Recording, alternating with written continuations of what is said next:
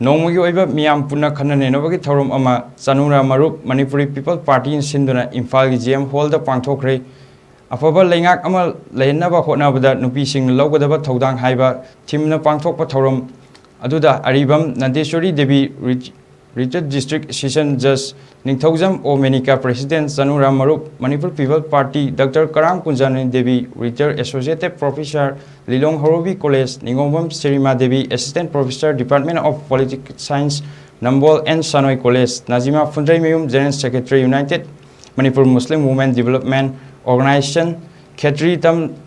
देवी former अधिकाशम Imphal east zila parishad Pochangbam O Jayashree Devi former president Uripok नुपी अपुन बलुक Jaya Khangembam social activist Ranjita Gulemai social activist Julia Singlai social activist सरुक याखी ट्रेनिंग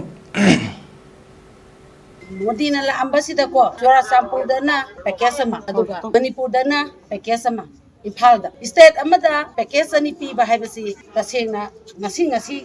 अखोइगी इरमदा मणिपुर सिदा लैरिबा मणिपुर की प्रजा मियामना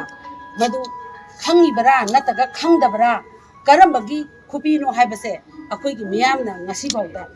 हंगबा क्वेश्चन अमता कनासु हंगनाद्री अदुक यामना ताबा नोंगी मरक्तुदा मखुता सातिन तुप्पगा मिसाइगी नेता साबसिंगदुना चंगबियु मियामगी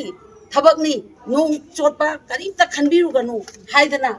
सुमाइना तौरगा चमजरबा इमासिंग पंगजरबा इमासिंग अदुगुमलबा इंडिया गवर्नमेंट की अदुगुम्बा सासिनबा ड्रामा सासिनबा पैकेज समना हायरबदा थिकागी ओइना लाकबिरबदो ngasi मियाम मणिपुरदा लेबा मणिपुर की प्रजा अमतना यानिंगबगी खोलाव अमता लाव लेते यानिंगदेबा कनासु यानिंगदबगी खोलाव ngaktaनेबा लावरिसे हाइबदी लाकबिरमलिबदो आईडीपी सिंगी अवाबा हंगबिरंगद्रा